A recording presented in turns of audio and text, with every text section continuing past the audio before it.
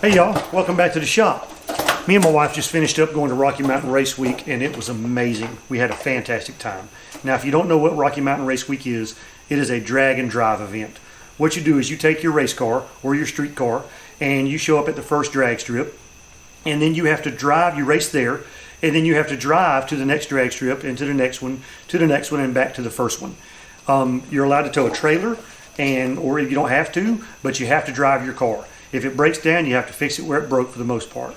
So you have to bring all your tools and spare parts and stuff with you, and it's a pretty hard challenge. Now, this was my first drag and drive event ever, so I learned a ton of things, and I'm going to share the top 5 things I learned on Rocky Mountain Raceweek. Number 5, you do not have to have a fast car to have fun. Now, originally I planned on entering Frankenova here in a small block class. And I was just too busy with work to get the car ready, so it didn't make it, and I took my 73 instead. And it's slow, but I had a fantastic time. I mean, I really did.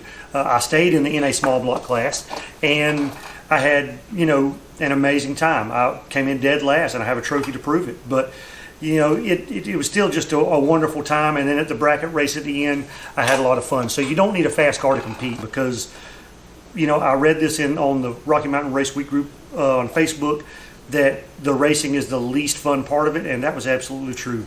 The driving, the fellowship, and all that stuff with the other people at the hotels and at the track during the drives and all that stuff was amazing.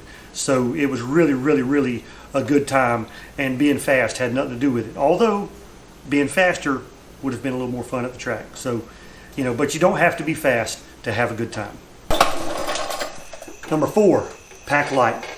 Now, we packed for this trip, and we thought we were packing light. It turns out we were packing like Mr. and Mrs. Howell for a 3-hour tour because we had way too much stuff. And we were constantly having to move stuff out of the way to get other stuff. And, we had room for everything that we took, but the amount of time and aggravation you spend unpacking stuff to get to other stuff that you need. And when you've only got so much room, it's hard to put only the stuff you need on top and have everything else underneath, because something ends up something under else. So if you think you're packing light, go through the list, try to pack less. It's just pack way less than you need to take. This being my rookie event, I'd never done one. I took way too many spare parts. I took stuff I was never going to need, but I was worried about it. And that way too much luggage also. So it was a combination of both. So my little refrigerator trailer was slammed full to the top. So anytime I needed anything out of it, I had to empty half of it at least, it seemed like.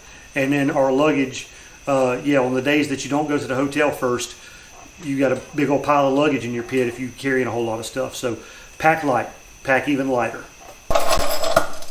Number 3, it's harder than it looks. Now, you would think, even if you got a pretty reliable car, that it would be fairly easy to show up, make a good pass, put down your time, and go on to the next track. And some people do that. But if you have any type of problem, I left the line once, my foot slipped off the brake trying to get my stall speed up because my converter is all kind of tight, and I rolled through the lights before the starter had set it, so I didn't get a time. That's one run gone. And you usually get 3 runs at the track, maybe more if they're having a good night, but if there's an oil down or something like that, you may not get that many good runs. So you've got to make every run count. If you blow the tires off one run, it's way harder to get a good time at every track than you think. The whole event is way harder. The drives, if you've got a brand new car or something modern, spending 13 hours in that car is tough. But if you've got anything old like a 73 Nova, spending 13 hours in that with no AC, it sucks. It's wonderful, and it sucks at the same time. It's an amazing drive. You're around all the other cars. Everybody's having fun. You're seeing awesome scenery, and you're enjoying your old car like it's meant to be.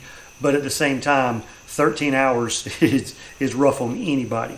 So that and the amount of time crunch, all this, that, and the other, it's way harder than you think. So do one and find out. That's what I say. Number 2, if you've driven for 30 or 40 minutes and you haven't seen any other racers, pull over, check your directions. You're probably lost. Usually, it doesn't matter what time you leave, you're going to see some other competitors sometime in your journey. Now, we were doing that. We were driving about 30 minutes, hadn't seen anybody, got a little nervous. I pulled over, and next thing you know, you see somebody else coming by, and either they're turning around to head back the other direction also, or they're going in the right direction and you feel a little bit better about it. And at least you'll be lost together if you're both going in the wrong direction. But you get a little nervous when you haven't seen someone. And the same thing goes with if you all of a sudden you're driving and you start seeing racers going back the other direction, you probably all took a wrong turn and you should just turn around and check your directions or follow them because you're lost. And the number one thing I learned at Rocky Mountain Raceweek, it really is one big family. I can't believe how nice and helpful everyone was. It was an amazing event. The fellowship was amazing. Everything about it was wonderful. The people we pitted beside, everybody was nice, helpful. This was my first event like this, so I had to ask a few dumb questions, I felt like, and nobody treated me like an idiot when I asked them. And just everything went really, really smooth. Matt and June put the event on. Adam was announcing, he was helpful. Everyone was super nice, super helpful. And when we left Georgia heading out west, I was worried because my wife was going to be my co-pilot that we were going to be stuck on the side of the road somewhere. We wouldn't be in a group traveling, and we'd break down in the middle of nowhere and not have any cell phone service and be stranded for hours. And that wasn't the case. As soon as we left Great Bend headed to Kearney, all those fears went away because I realized that pretty much any time you leave, you're going to end up in a group of other cars traveling. And then as soon as anyone had any kind of problem, everyone was eager to stop and help. It seemed like what can I do for you? Do you need any help? Do you need any parts? Everyone was helping everyone get parts, get stuff fixed, find a ride here or something like that. It was way easier as far as that goes. There was nothing to worry about. Everyone goes out of their way to find parts you will need, help, a ride, whatever. Answer any questions that you have. There was zero drama from my point of view. I didn't see anything negative about the event. I mean, it really was just an awesome time. I can't say enough good things about it.